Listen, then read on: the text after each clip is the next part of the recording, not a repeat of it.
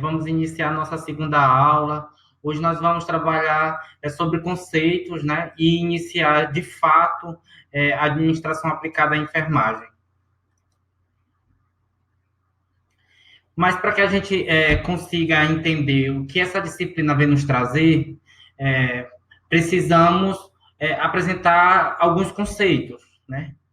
Professor, mas o que significa administração? E aí o termo administração apresenta duas partes, né? AD, que é direção e gerência, e minister, que é o quê? Subordinação, obediência. Professor, então, por que nós vamos estudar administração na enfermagem? E o que é realmente essa administração aplicada à enfermagem? Então, no passar da aula, né, nesses minutos que estaremos juntos aqui na videoaula, vocês vão compreender um pouco mais e um pouco além do que a disciplina vem nos trazer. E aí, para conceituamos, né, fizemos a primeira parte, mas o que é administrar? E aí, o administrar, ele vem em quatro subtipos, quatro considerações, né, que a gente fala. Por exemplo, o primeiro é planejar, controlar, organizar e dirigir. Professor, mas vamos entender qual o objetivo disso tudo, né? Dentro da nossa esfera de trabalho, dentro do nosso campo, dentro da área que atuamos. O planejamento, ele consiste em arquitetar um plano, analisar recursos, criar uma estratégia para realizar a ação de um objetivo. O controle é onde se realiza o feedback da realização desse objetivo, onde se verifica a mudança de estratégia, ou seja, é a análise do decorrer e da conclusão de uma determinada tarefa. A organização, colocar cada etapa do planejamento em seu devido lugar, ou seja, juntar as informações e colocá-las de formas ordenadas, delegar funções, atribuir responsabilidades e autoridades. E liderança, influenciar as pessoas positivamente, aquelas que vão realizar a tarefa, motivando a fazer o trabalho de forma feliz.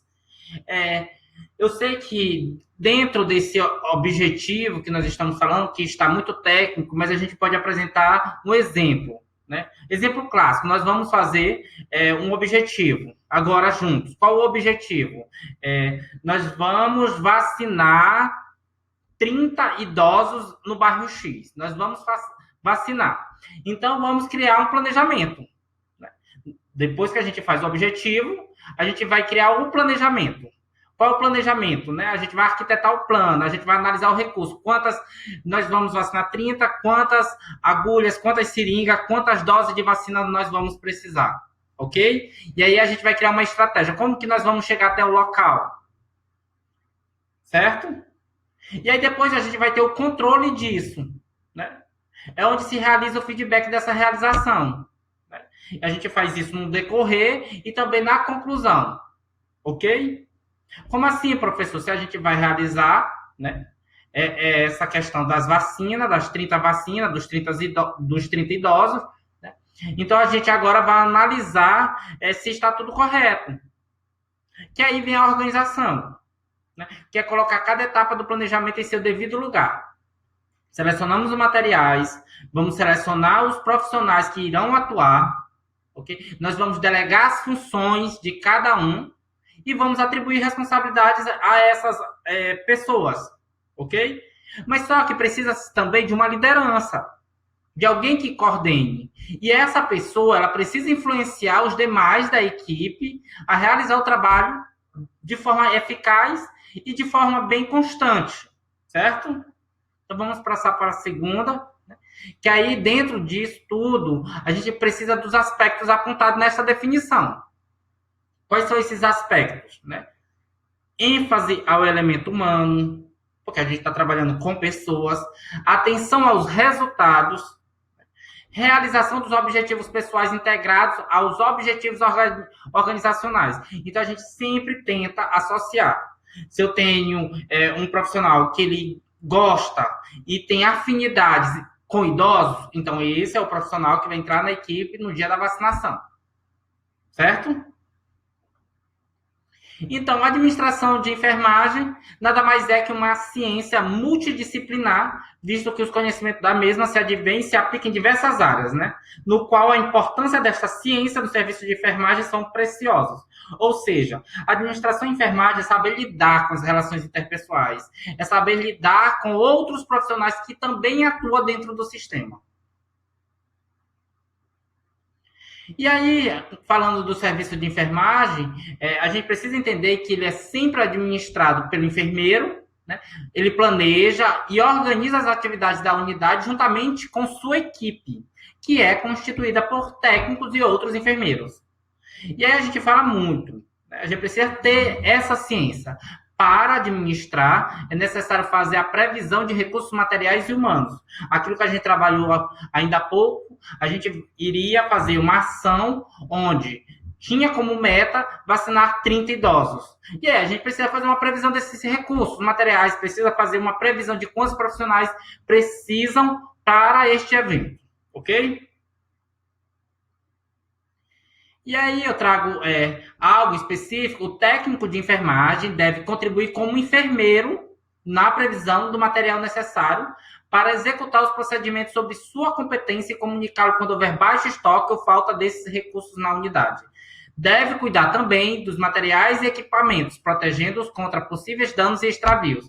Exemplo clássico, né? O profissional técnico, a técnica de enfermagem, ela vai verificar a glicemia dos pacientes, ok? Então, ela precisa ter ciência de quantas fitas reagentes precisam ter, de quantas lancetas precisam ter, e se o glicosímetro está ok. Então, todas as vezes que tiver baixo estoque, não tiver fita, ela precisa comunicar ao enfermeiro. Não é quando acabar o estoque, é quando estiver acabando, quando estiver próximo ao limite. Nunca falar quando, olha, hoje não tem mais fita. Vai falar, olha, estamos com baixo estoque, só temos 50 fitas e provavelmente daqui a 2 dias ou daqui a 24 horas não teremos mais o material. E aí a profissão de enfermagem, ela exige, né, em saúde, a excelência do atendimento, buscando o bem-estar do cliente-paciente. A profissão exige do profissional um perfil que agregue características que capacite para exercer sua profissão da melhor forma possível, né? Como exemplo, agilidade, decisão assertiva, criatividade, agregação de valores à instituição e nada mais além do que ética, né? Que a gente está atribuído ao nosso Código de Ética dos Profissionais de Enfermagem, o CEP. E aí a gente precisa também ver quais são esses principais, né? A enfermagem é uma profissão comprometida com a saúde do ser humano e da coletividade. Atua na promoção, proteção, recuperação da saúde, reabilitação das pessoas, sempre respeitando os preceitos éticos e legais. O profissional de enfermagem ele participa como integrante da sociedade, das ações que visem satisfazer as necessidades de saúde da população. Esse artigo 2 ele vem muito como um empoderamento, né? Aquilo que a gente já falou. A gente precisa empoderar a sociedade. Se está faltando medicamento no nosso posto de saúde e o paciente ele vem, ele precisa entender que ele tem um número para ligar, ele tem algo a mais que ele pode buscar. E nós, enquanto profissionais, precisamos empoderar a sociedade para a atuação de um controle social eficaz. O profissional de enfermagem, ele respeita a vida, a dignidade e os direitos da pessoa humana em todo o seu ciclo vital, sem discriminação de qualquer natureza. E aí, quando eu falo ciclo vital, eu estou falando desde a concepção, dentro da barriga da gestante, até a velhice, até as questões idosas, ok? O profissional de enfermagem, ele tem que exercer suas atividades com justiça, competência, responsabilidade e honestidade. O profissional de enfermagem presta assistência visando a promoção do ser como um todo. E aí aqui, quando a gente fala promoção de um ser como um todo, a gente está falando na sua integralidade. Um exemplo clássico. Chega um idoso que ele está com a glicemia alterada. Então, a gente vai administrar um medicamento para que a glicemia dele modere, baixe e regularize. Só que esse idoso, a gente precisa ter o entendimento de ver ele como um todo. Se ele está sofrendo violência psicológica, financeira, na família, a gente conversando com ele, se ele está sofrendo maus tratos, se além da glicemia ele tem uma outra patologia que também precisa de cuidados, né? Se ele tem um pé diabético, se ele tem um curativo para fazer, se ele está em decúbito lateral, enfim, se ele está dentro dos nossos serviços de saúde, a gente não vai ver ele só como a glicemia alterada, a gente vai ver ele como um todo, ok? E aí a gente vê no artigo 6 que o profissional de enfermagem, ele exerce a profissão com autonomia, respeitando os preceitos legais do nosso Código de Ética. E aí a aplicação da administração de enfermagem busca sempre a participação no que diz respeito à democratização das tomadas de decisões, né? Estabelece uma melhor satisfação e aumento da produtividade no trabalho, de torná-la racional, tendo em vista que a administração é defendida com instrumento de qualquer organização e pode ser aplicada em qualquer área. Então, quando a gente vem nessa aplicação, a gente está falando de uma administração que ela é democrática, que as pessoas precisam participar, a equipe precisa participar, não é um líder autocrata que ele vai dizer e vai ditar, e sim uma equipe em conjunto participativa, né, e com respeito justamente a essa democratização nas tomadas de decisões do que vai ocorrer dentro do serviço. E aí, na enfermagem, planejar e executar são imprescindíveis para garantir assistência com qualidade. A gente sempre vai associar o planejamento da assistência de enfermagem ao gerenciamento do serviço da unidade, organização, execução do trabalho, e podemos incluir 2 elementos principais, né, que é a liderança e o controle. Estes 2 elementos são essenciais no processo de enfermagem, como, por exemplo, controle de horas, custos, salários, horas extras, ausência de doença, patrimônio, suprimentos, entre outros. Professor, tudo isso é muito complicado. Administrar tem muito a ver com as nossas relações interpessoais, porque a gente trabalha em equipe, a gente tem que decidir em equipe. Então, isso é administrar aplicadamente dentro do nosso contexto, né, da enfermagem, porque nós estamos trabalhando com pessoas, a gente está trabalhando com pessoas que têm as suas condutas morais diferentes. E para isso a gente precisa entender quais são esses tipos de liderança. Quando a gente fala que 2 componentes são importantes e essenciais, como a liderança e o controle, a gente precisa entender que tipos de liderança são essas. Aí eu trago uma imagem para vocês, né? Diferença clássica entre um chefe e um líder. Né? Clássica. E aqui pela imagem vocês já podem ver como é essa diferença. E aí o chefe, ele dirige empregados, enquanto o líder ele vai treinar os profissionais. O chefe, ele depende da autoridade, o líder da boa vontade. O chefe, ele vai inspirar medo, quando ele chega no ambiente, todo mundo fica com medo e com receio. O líder vai gerar entusiasmo. O chefe diz eu, o líder diz nós. O chefe vai culpabilizar pelas falhas, o líder não, vai corrigir as falhas. E aí, assim, a gente tem várias diferenças entre um e o outro, né? E aí, o chefe sempre vai ficar com os créditos e o líder não, o líder dá os créditos.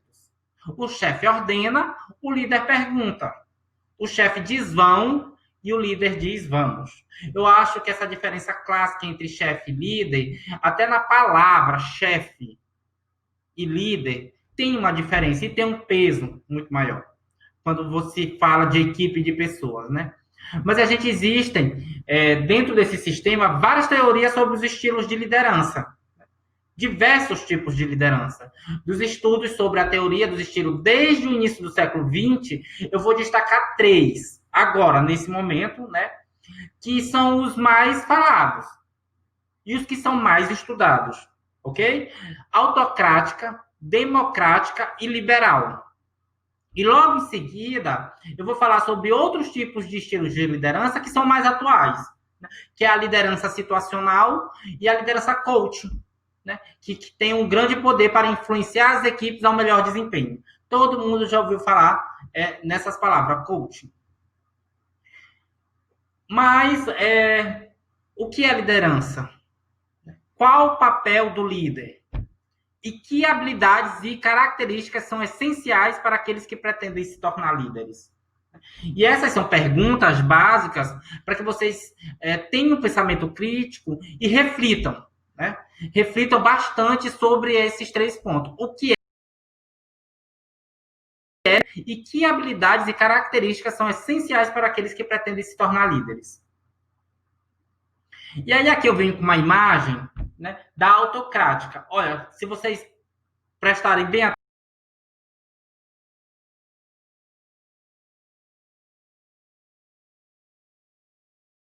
está subordinada a ele, está todo mundo olhando para ele. Né? Todo mundo esperando as decisões que ele vai mandar. Todo mundo nesse mesmo espaço, enxergando só o chefe. E aí, a gente precisa também falar das vantagens, né, dessa liderança autocrática. É uma agilidade nos processos decisórios, que geralmente depende só de uma pessoa. Né? Aí aqui, né, nessa liderança, ele não vai perguntar para a equipe sobre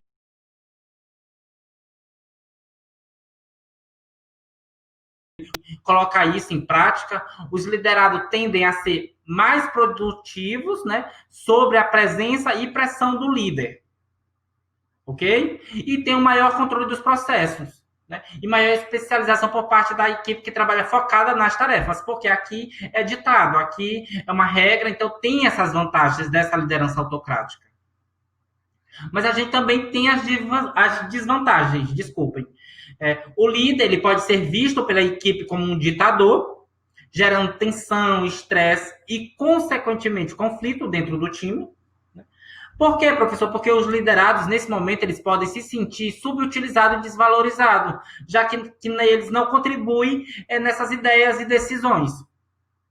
E em função dessa centralização, o líder pode ficar sobrecarregado. Aqui também é uma desvantagem, porque aqui o coordenador, o chefe, o líder, ele vai ficar sobrecarregado em algum momento porque ele está trazendo tudo para ele. Na ausência do líder, a equipe tende a relaxar, podendo ocorrer queda de produtividade.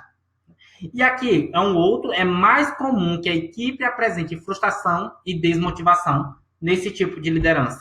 Então, a gente sempre tem que colocar na balança as vantagens e as desvantagens, e esse é um tipo de líder que é o líder autocrático. E aí a gente vem para aquele que é democrático. E aqui a gente já vê um círculo, a gente aqui já se percebe que o líder está inserido dentro da equipe, né, que faz parte de um time. E aí, quais são essas vantagens? Né? Interação entre líderes e a equipe, né? Atenção, a satisfação e motivação dos liderados, né, que geralmente são mais responsáveis e produtivos, a valorização da contribuição de todos no time e o maior comprometimento e responsabilidade dos membros. Porque aqui existe a democracia, né? E existe a interação, mas também tem desvantagens, né? Os processos decisórios de mudança podem ser lentos, porque a gente precisa reunir todo mundo, a gente precisa dessa decisão, exige um nível de maturidade alto e experiência da equipe, né? E o risco da perda de controle de determinada tarefa, o processo. Até porque, se a gente está democratizando, pode ocorrer esses 3 processos, né, dentro dessa desvantagem da liderança democrática. E aí aqui a gente tem um líder liberal. Olha, ele está lá e várias pessoas estão entregando, né, as suas tarefas. Quais são as vantagens, né, dessa tarefa, né, de um líder liberal? Liberdade para tomadas de decisões. Como assim, professor? Eu sou o enfermeiro, chefe, né, da unidade X e tenho vocês enquanto equipe. Então, se vocês sabem que tem que verificar a pressão arterial dos pacientes às 18 horas, né? E aí eu não preciso falar nada, vocês têm liberdade para tomar decisão, por exemplo, de trocar o horário, em vez de fazer às 18, eu fazer às 19. E aí, nessa parte, eu, enquanto coordenador, tenho uma confiança no trabalho de vocês. Né? E eu descentralizo. Justamente isso, a pouca burocracia. Então, eu descentralizei. Se você quer ferir a pressão às 18, vai aferir às 18. Mas se você quiser aferir às 19, vai aferir às 19. Se você quiser aferir só meia-noite, vai aferir meia-noite, porque eu te dei liberdade para a tomada de decisão. E quais são as desvantagens, né, dessa liderança liberal? Baixa produtividade devido à falta de orientação, feedback e controle de qualidade do trabalho. Porque se eu te dei liberdade para aferir a pressão em qualquer horário, né, eu não tenho um controle sobre isso. Né, porque eu não recebo um feedback de você, porque você tem autonomia. E aí pode acontecer também da equipe ter esse sentimento de falta de direcionamento. Ah, o líder, ele nos deixou à vontade, então a gente não sabe para onde ocorrer. E pode também ter o individualismo e pouco respeito à figura do líder, já que o líder, ele está lá e deu liberdade para os demais, ok? E aí eu fiz uma tabelinha com as diferenças, tá? E com os estilos, ó. Autocrática, o líder fixa as diretrizes sem participação do grupo. Na democrática, as diretrizes são decididas pelo grupo. Na liberal, a liberdade para os indivíduos. Ok? Na autocrática, o líder determina as providências. A democrática, o grupo esboça providências com o aconselhamento do líder. Na liberal, a participação do líder é limitada, fornece informações quando solicitadas. Na autocrática, o líder determina a tarefa de cada um. Na democrática, há uma divisão de tarefas a critério do grupo. E na liberal, absoluta falta de participação do líder. Na autocrática, o líder é denominador e pessoal nos elogios. Ele recebe os elogios para ele. Na democrática, o líder procura ser membro normal do grupo, aquilo que eu estava falando agora. E na liberal, o líder não avalia grupo nem controla. Ok? E aí esses são as diferenças, né, de um para o outro. Mas, como eu tinha falado no início, existem outras lideranças situacionais. Outras lideranças. A situacional é uma delas. Né? Nesse estilo de liderança são levados em consideração níveis diferentes de maturidade, né, e desenvolvimento das pessoas. Os líderes são capazes de reconhecer a maturidade e a motivação do liderado e adaptar seu comportamento à capacidade de empenho de cada um. Como assim, professor? Né? Como é que a gente pode ver a maturidade da equipe? Um exemplo, a maturidade nesse campo situacional, ela vem dividida em 4 estágios, né? Quando os liderados, eles são inexperientes e não têm competência, né? Aí o que o líder faz? Ele age como direcionador, já que o liderado necessita aprender. Por quê? Como assim, professor? Eu sou um coordenador de enfermagem que sou um líder nesse exato momento de vocês, ok? E eu sou um líder situacional. Então você chegou para mim, você acabou de colar grau e você não sabe fazer nenhum tipo de procedimento. Então, como que eu vou fazer? Eu vou direcionar você, já que você não tem a segurança, e nós vamos trabalhar nessa questão.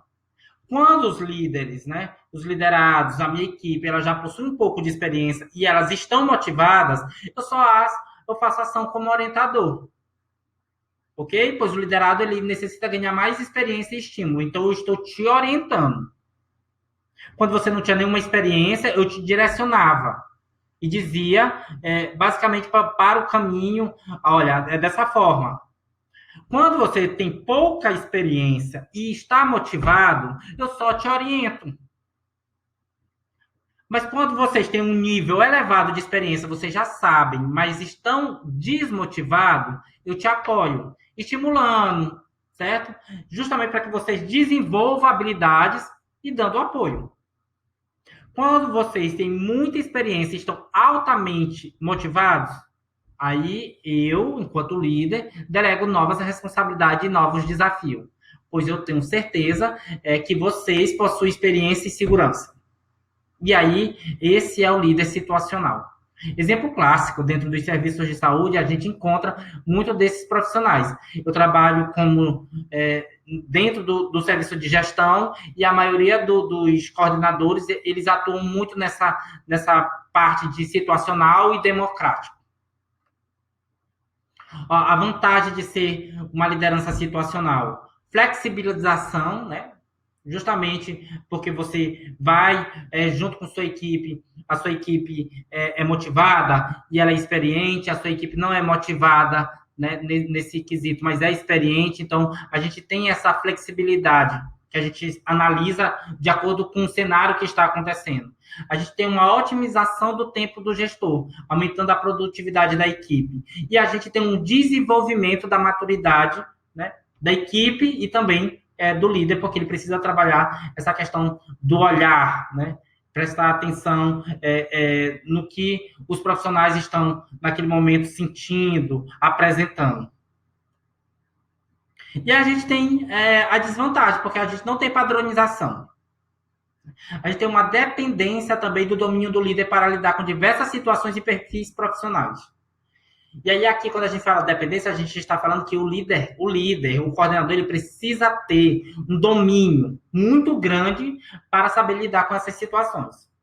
E aí, mais embaixo, o processo de desenvolvimento do time ele pode ser longo e demorado, por envolver diversas variáveis. Né? Eu coloquei também um gráfico para vocês terem noção. Quando tem uma boa maturidade, a gente faz o quê? Fala o apoio. Né? Memorizem isso que cai em prova. Quando os liderados, a equipe, ela tem uma alta maturidade, a gente já passou de um estágio. Então, a gente delega novos desafios. Média maturidade, a gente orienta a equipe. E quando ela tem uma baixa maturidade, que é aquilo de não ter experiência, a gente faz e direciona. Ok? Vamos para o próximo. Né? O próximo, todo mundo já ouviu falar, coach estava muito em alta, ainda está em alta. Né? A liderança coach, o foco de líder é desenvolver o potencial de cada um. O líder que atua nesse estilo possui a capacidade de identificar competências e habilidades de cada colaborador e trabalha o seu desenvolvimento, estimulando a autoconfiança e visão de futuro. Isso daqui, pessoal, é algo inovador, mas que já vinha ao longo do tempo. Né? Por exemplo, o professor coordena um projeto social.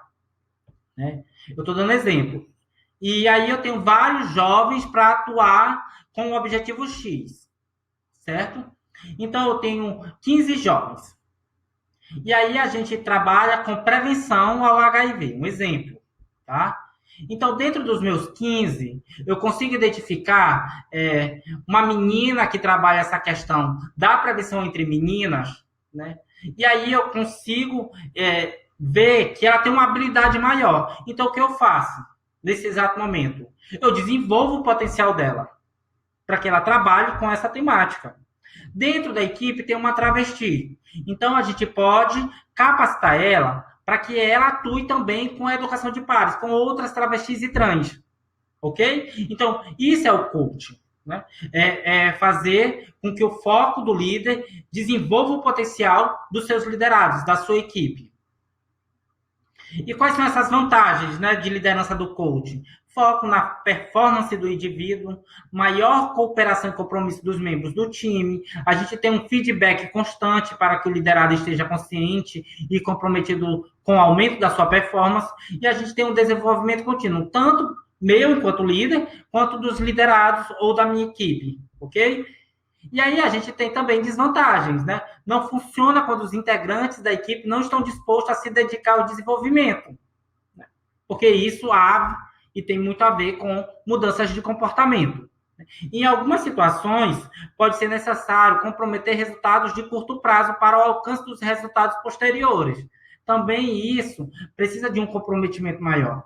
E exige que os líderes, né, os coordenadores, dediquem mais tempo ao desenvolvimento de sua equipe. Então, eles vão, nesse campo, em vez de fazer a tarefa, eles vão colocar força de trabalho muito maior no desenvolvimento de sua equipe. Eu acho que essa imagem de estudo, né, sobre o coach, que é um líder que ele ensina e direciona e faz todo o ambiente, mas aqui a gente tem um foco maior, que é justamente na habilidade e competência de cada liderado. E aí, depois de aprender sobre todos esses estilos de liderança, você deve estar se perguntando, professor, mas qual seria, então, o estilo mais adequado? Então, professor, o senhor vai me responder qual é o estilo que nós temos que desenvolver, qual é o estilo que é preconizado, né? Qual é o estilo correto? A resposta é simples: é nenhum deles. Não existe um tipo de liderança ideal. Vocês observaram que todos tinham vantagem e desvantagem? Né? E aí, quando a gente fala que não existe esse tipo de liderança ideal e que funciona em qualquer situação, empresa, time, né? Diversos estudos já comprovaram que quanto mais estilos o profissional for capaz de dominar, implementar, a sua atuação é melhor. Ou seja, se você é democrático, se você é autocrático, se você é liberal, coach, quanto mais estilos você tiver, né, melhor é a sua atuação. E aí aqui tem aqueles que dominam menos aos 3 estilos de lideranças tradicionais possuem comprovadamente melhores desempenhos individuais em equipe.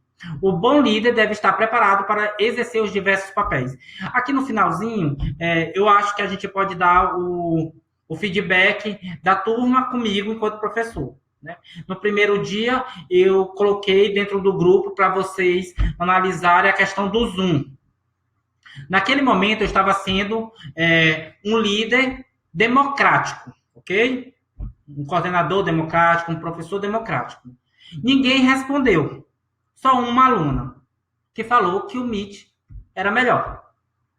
Então, analisando o contexto, né, e vendo que você já tinha uma habilidade maior com essa outra ferramenta, o que eu fiz? Eu fui autocrático. Então, automaticamente, eu coloquei de volta no grupo que nós iríamos usar o Meet.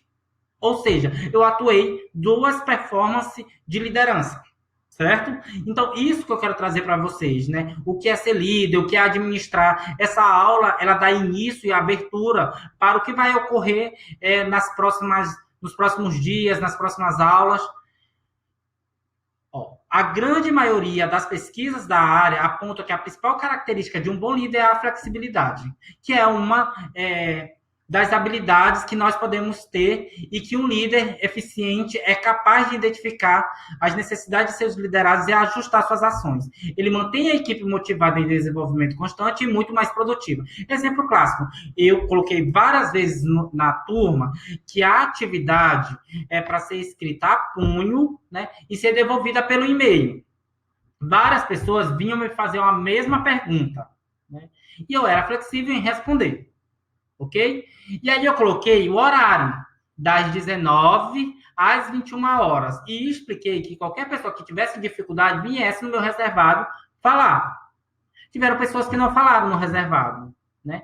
E aí a gente iniciou a aula, né, na quarta, a gente teve a sexta, então muitos vieram me procurar hoje e falar da atividade. Então, eu tenho essa capacidade de flexibilidade pela atuação, talvez, de entender todos esses tipos de liderança e de também me colocar um pouco no lugar do outro, que eu acho que quando a gente mantém uma turma de alunos motivada, né, a gente vê o desenvolvimento. E eu acredito muito na turma de vocês e com certeza vocês ficarão mais produtivos a partir do momento que a gente começa a nos identificar e ver que nós somos de igual, que eu acho que é aquele líder democrático que a gente precisa estar juntos todo o tempo, ok? É isso, né? Eu queria agradecer mais uma vez a oportunidade de estar com vocês e boa noite a todos, até a próxima aula. Tchau, tchau.